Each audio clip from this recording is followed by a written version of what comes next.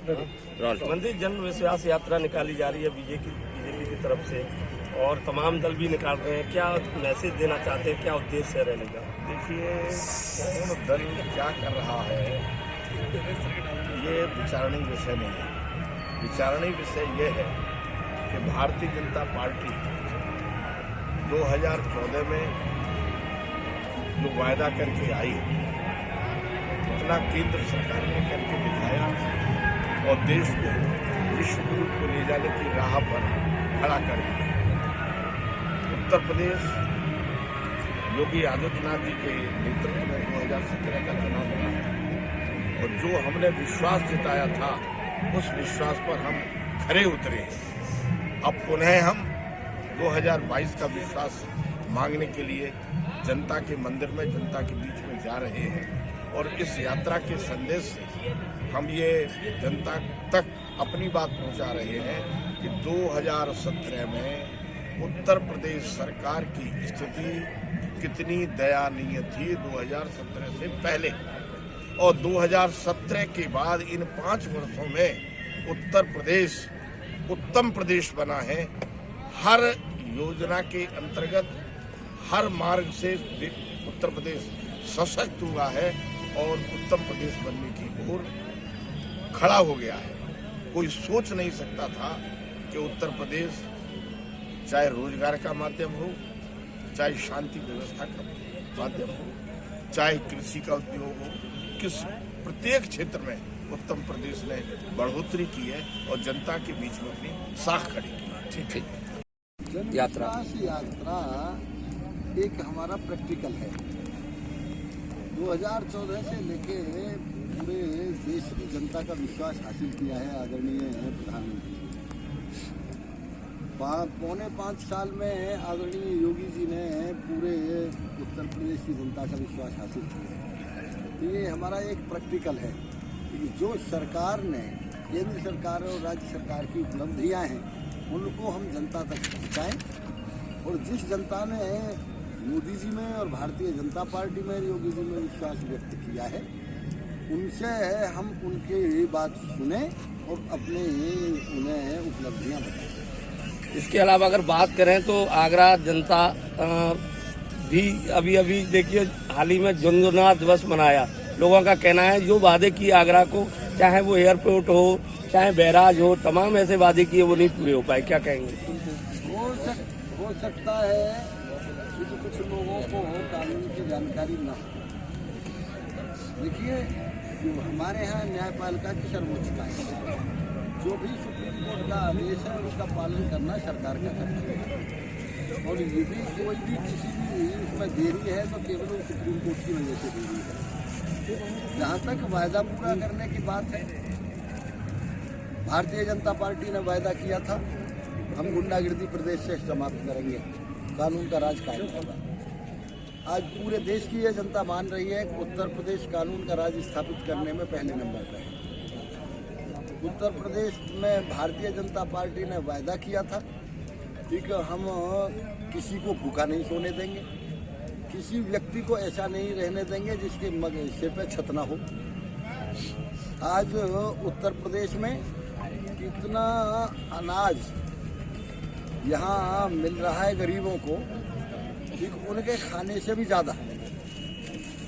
दूसरे नंबर यह है कि यहाँ इतने मकान बन चुके हैं उत्तर प्रदेश में कि जिसमें करीब 80% लोगों को के सिर पे आज छत मुहैया हुई है।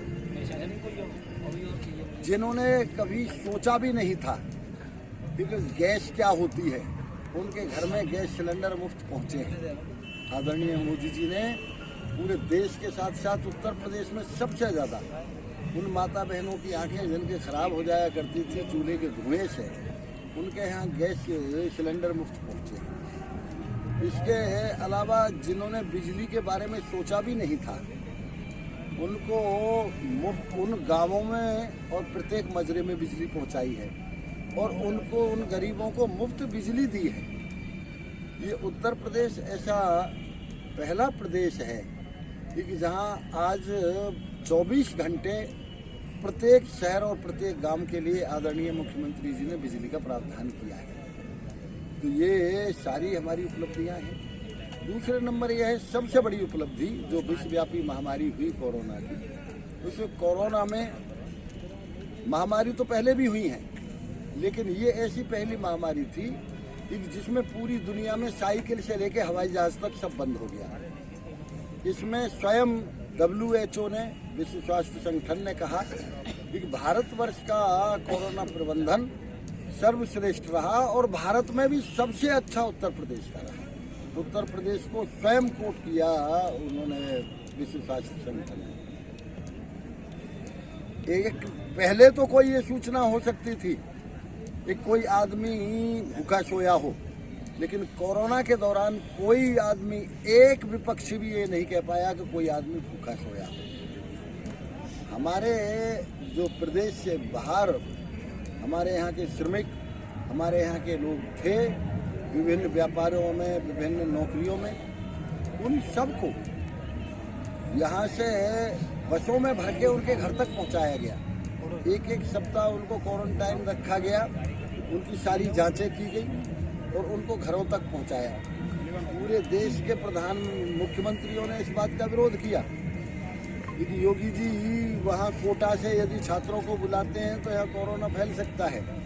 योगी जी ने कहा कि ऐसा कैसे हो सकता है, हमारे बच्चे वहाँ रहें और हम यहाँ रहें। तो इतने महान कार्य ये जो इन 5 सालों में हुए हैं, ये आज सबको मालूम है कानून व्यवस्था के बारे में। आज बदमाश या तो अंदर है या ऊपर है, तीसरी जगह तो कोई है नहीं। ठीक यात्रा आगरा देहात में, विशेषकर आगरा ग्रामीण विधानसभा से प्रारंभ हो रही है और आगरा ग्रामीण विधानसभा के धनौली से मलपुरा से फिर ये फतेहपुर सीकरी विधानसभा में जुड़ेगी और अगुआपुरा होते हुए मुड़ियापुरा और जेंगारा पर एक जनसभा है और जेंगारा के बाद ये कागरौल से खेरागढ़, सैया, इरादत नगर, शमशाबाद, फतेहाबाद होते हुए ये बाह विधानसभा में इसका जाके समापन तासौड़ में और बाह के अन्य स्थानों पर जाके इसका समापन होगा। और आप देख रहे हैं कि किस प्रकार का एक माहौल है जन विश्वास यात्रा को लेकर। कार्यकर्ताओं में तो उत्साह है ही है भारतीय जनता पार्टी के, लेकिन जनमानस में भी एक उत्साह है और एक विश्वास का वातावरण उत्तर प्रदेश के मुख्यमंत्री आदरणीय योगी आदित्यनाथ जी के लिए, भारतीय जनता पार्टी के लिए और देश के प्रधानमंत्री माननीय नरेंद्र मोदी जी के लिए बना हुआ है। और उत्तर प्रदेश की जनता भारतीय जनता पार्टी को पुनः प्रचंड बहुमत से सरकार में लाएगी, ये मैं विश्वास से कह सकता हूँ। ठीक। जन विश्वास यात्रा का आगाज हुआ है मथुरा से, आज ताजनगरी पहुंची है। कहाँ होकर के ये गुजरने वाली है और क्या संदेश दे रही है? आज जन आशीर्वाद यात्रा फतेहपुर सीकरी लोकसभा जिला आगरा जो हमारे संगठन के दृष्टिकोण से उसमें प्रवेश करेगी।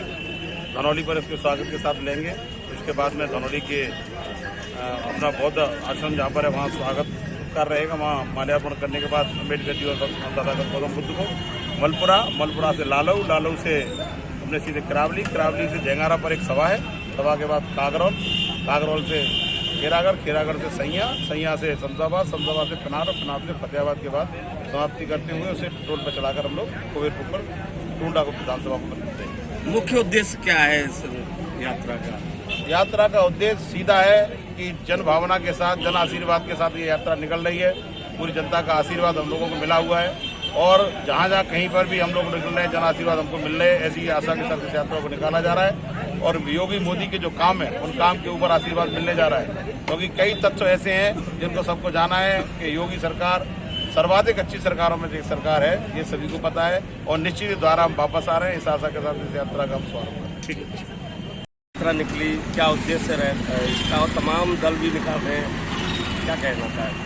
मेरा एक ही कहना है कि आज हमारे जनपद महानगर से होती हुए आगरा जनपद में इस रैली का शुभारंभ धनौली से होते हुए इसका समापन हमारा फतेहाबाद नगर में होगा और इसके बाद हमारा करावली जेंगारा में इस सभा को दोनों मुख्य अतिथिगण हमारे सभा को संबोधित करेंगे। साथ के साथ उनमें हमारे जिले के जिला अध्यक्ष आदरणीय गिरिराज सिंह कुशवाहा जी हैं और हमारे राष्ट्रीय अध्यक्ष किसान मोर्चा के सांसद फतेहपुर सीकरी से राजकुमार चार जी उन लोगों के साथ चल रहे हैं। रैली उनके नेतृत्व में पूरे जिले में यात्रा कर रही है और हमारे मुख्य अतिथि माननीय मंत्री हमारे चौधरी लक्ष्मी नारायण जी साथ में हैं और साथ में महेश गुप्ता जी भी जो राज्य मंत्री हैं उत्तर प्रदेश में, वो भी हमारे साथ में हैं। और जनता का जो विश्वास हम लोगों को मिल रहा है, जो हमारा प्यार, जो हम लोगों ने काम किया है, जो नारा दिया वो नारा करके दिखाया, काम करके दिखाया। रामलला हम आएंगे, मंदिर वहीं बनाएंगे, वो काम करके दिखाया। इसी प्रकार धारा 370, 35A सारे काम हमने करके दिखाए। इतने काम हमारे योगी जी इतना मेहनत कर रहे हैं और जो जनता का प्यार और विश्वास हम लोगों को मिल रहा है, इस यात्रा के माध्यम से जनता के मंदिर में जाकर हम आशीर्वाद लेने का काम कर रहे हैं और ये रैली को बहुत बहुत सफल बनाने का काम किया है। यदि हम बात करें तो दूसरे दल भी चाहे वो समाजवादी पार्टी वो भी निकाल रही है रथ यात्रा। देखिए, मैं एक बात कहना चाहता हूँ कि कांग्रेस और सपा के बारे में कांग्रेस ने एक प्रतिज्ञा करी थी, जो प्रतिज्ञा रैली वो आजकल कर रहे हैं, वो प्रतिज्ञा करी थी राजस्थान के अंदर कि हमारी सरकार बनते ही 1, 2, 3, 4, 5, 6, 7, 8, 9, 10 दिन गिनोगे, 10 दिन के बाद कर्जा माफ कर देंगे। आज भी वो प्रतिज्ञा तोड़ दी इन्होंने। वहाँ के किसान इतना परेशान हैं, उनके पास नोटिस आ गए हैं कर्जे के। और सपा की बात कहूँ तो सपा ने तो आपने देखा होगा कि उनके माननीय मुलायम सिंह यादव जी का जन्म दिवस पर उनको माइक तक उनको छीन लिया। जब अपने एक पिता का आदर नहीं कर सकते, क्या वो जनता का आदर कर सकते हैं? जब एक पर्दे के आगे वो इतना, उनकी सोच इतनी गंदी है, क्या पर्दे के पीछे उनकी मानसिकता क्या होगी?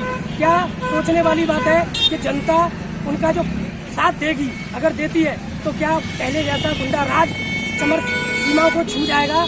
तो इसलिए मैं यही कहना चाहता हूँ। और बसपा की तो बात यह है कि बसपा ने तो हमेशा से मूर्तियाँ बनाने का काम किया है और उसकी भी पर्स का चैन भी खुली छोड़ दी है। जैसे कि अगली बार सत्ता में सरकार आती है तो वो जेब उन पैसों से भरने का काम करेंगे। आप नाम जानना चाहिए? क्या नाम मेरा बब्बू चौधरी है, जिला सह मीडिया प्रभारी भाजपा।